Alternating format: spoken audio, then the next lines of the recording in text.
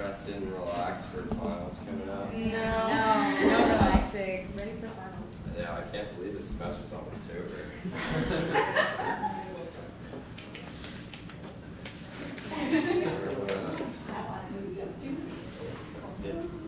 Sure.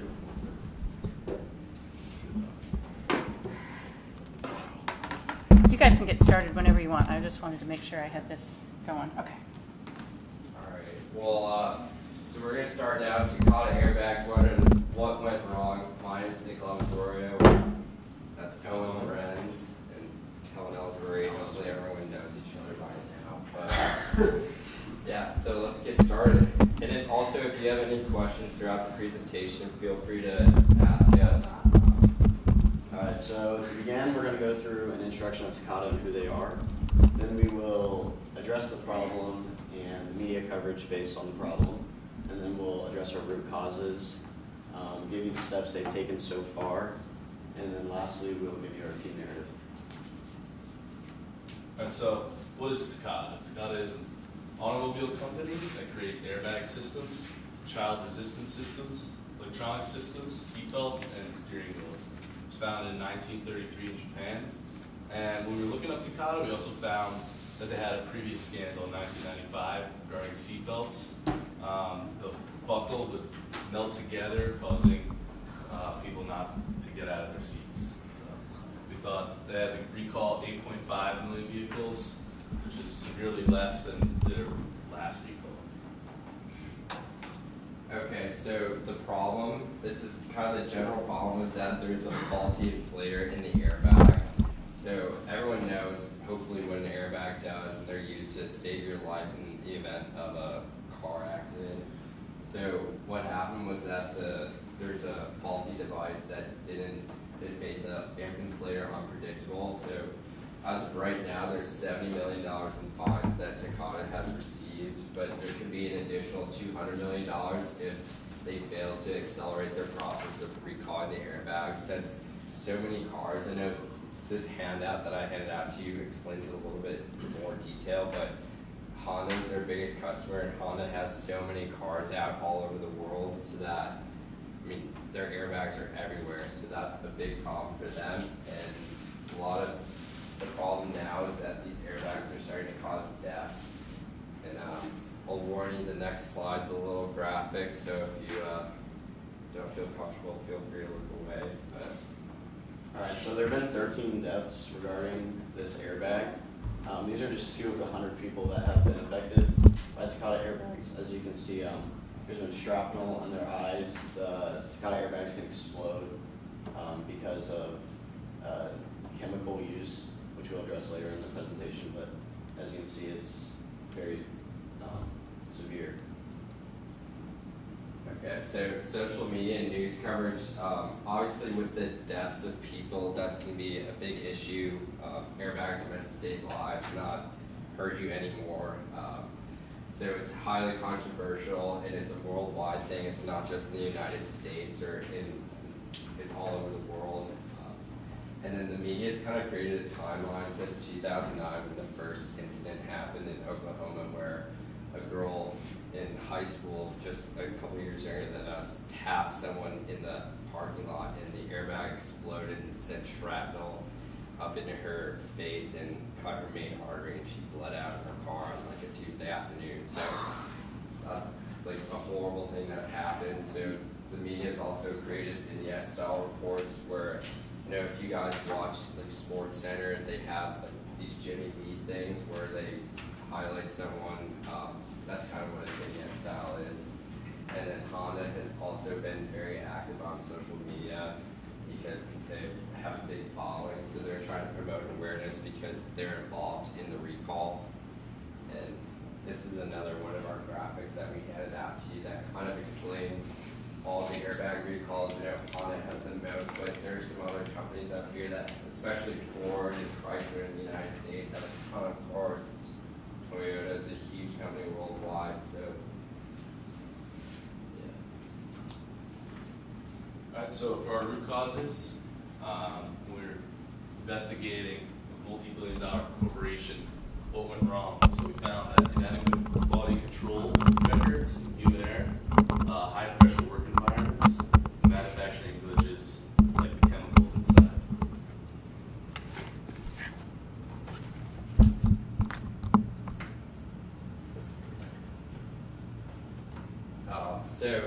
So the inadequate quality control, a big problem with Takata was that, especially like Wells Fargo, where they had a high pressure work environment. I know Kellen will get into that in a second, but the main problem was that they had a switch in the factory that they could turn off, that turned off their quality control system, which increased their production levels.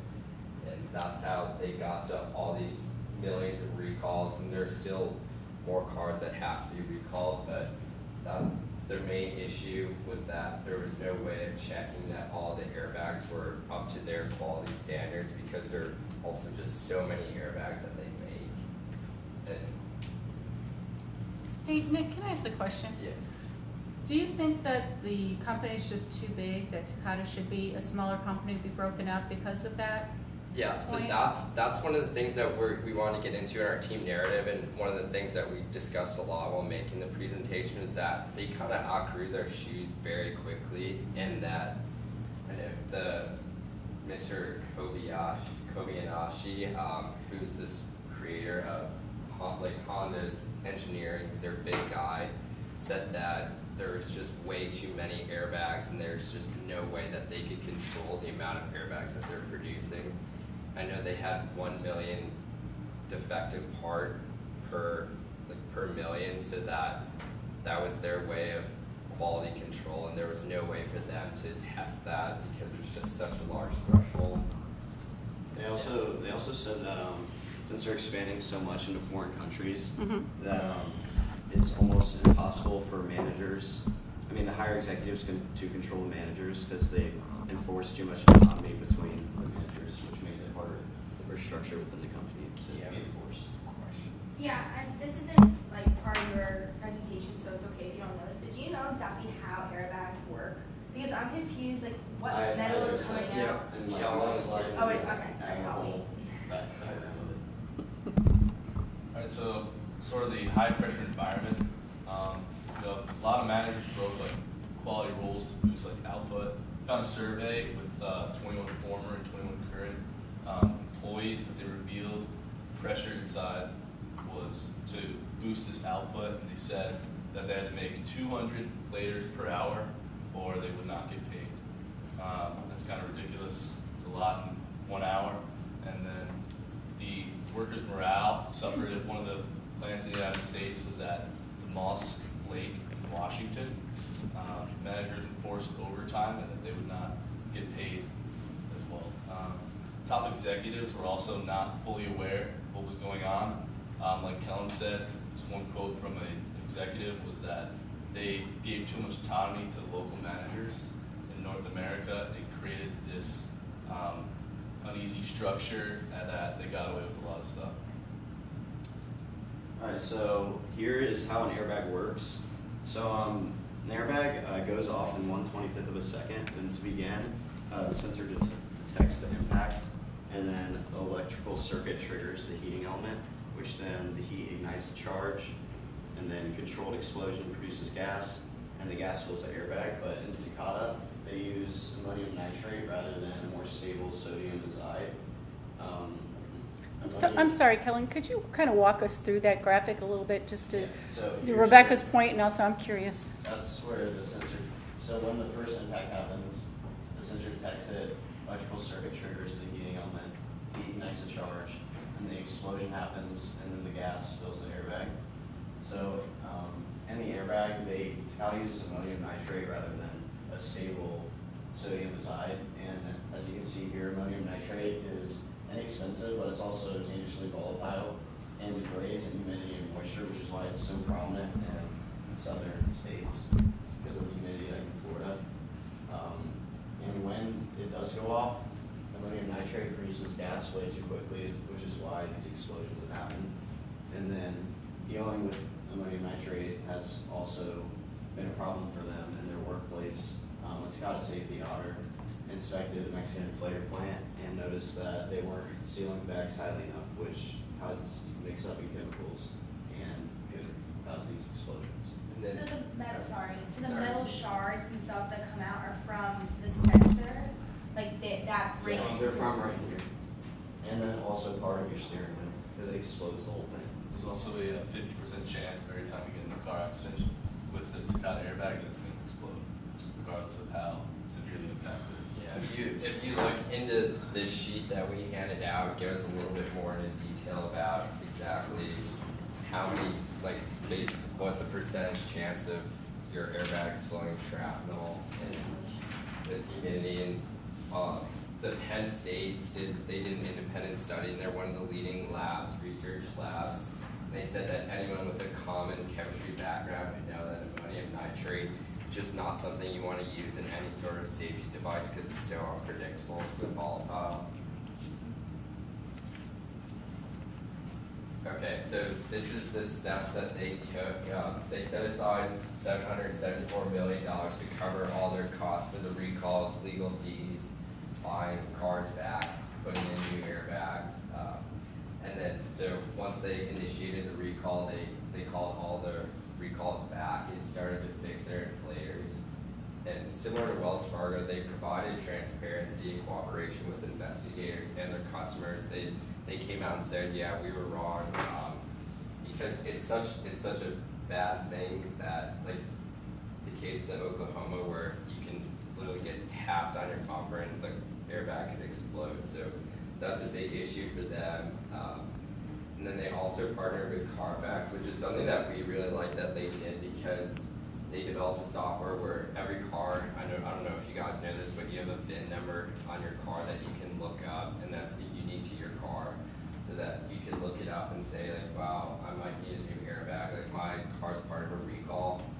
And they pretty much just kind of tighten their ship up, like trying to make do with what they had, and they updated their outdated record keeping system, which was a big thing with their quality control. And, yeah. Alright, so for our team narrative, Takata airbags were a ticking time bomb. Former Honda executive, as he said earlier, Suguro Kobayashi, stated that the expected standard is 1 defect per million parts, a threshold so high that tests cannot be designed to measure it and inspectors cannot be trusted to verify it. So finding out whether these airbags are going to explode is nearly impossible, which makes it so hard for Takata to address the problem, which that's why we believe that they've done everything they can so far to provide full transparency to their customers. And also, similar to Wells Fargo, set aside so much money so they can help with the settlements and stuff with all the customers that have to recall their cars and stuff. And then they've been cooperative with not only customers, but the government, people investigating what goes on. And yeah, and they've paid out-of-pocket money to, for example, Penn State, their research lab, they paid for an independent review of their manufacturing process of airbags, as well as they hired private investigators to help, not investigate, but help find people who have cars with faulty airbags. They also settled out of court with the people who unfortunately lost their lives because of the airbags in those families. Yeah, and so if you guys have any more questions for us. We have time for one or two if anybody has a question. So is it just that Takata produces way more airbags and way more material than any other kind of manufacturer in the industry? Because why is it that on this graphic you give us obviously theirs is much higher because they use it for kind of gas and their construction was just faulty, but there's a 1% chance of any other airbag exploding and a 50% chance of a Takata airbag exploding. So why? I think it's just because the chemical itself. Yeah. It's because the chemical is so much more inexpensive, is why they use it. If they said they're going to stop using that, sorry, are they going to? They haven't said anything about that They yet, have not. which is concerning. Okay, yeah. Has this affected their I'm sure they have contract deals with Honda, Toyota, stuff like that. Has this affected their implementation into those types of vehicles, or has it not affected their sales with Well, I don't know if you guys have anything to say about this. They still have vehicles that are being produced that are going to be part of the recall that they're producing right now. So I think I'm pretty sure that NHTSA has been staying in touch with all these Honda companies and stuff, just letting know the guidelines and everything that's going on. But I don't think anything specific has happened between Takata and them, but they're just like trying to keep them updated. They have, well, that's what we also talked about, that $200 million in additional fines. That's if they don't like start making their airbags better without the ammonium and making them safer. Thank you very much. Great job. Hey, you guys are up.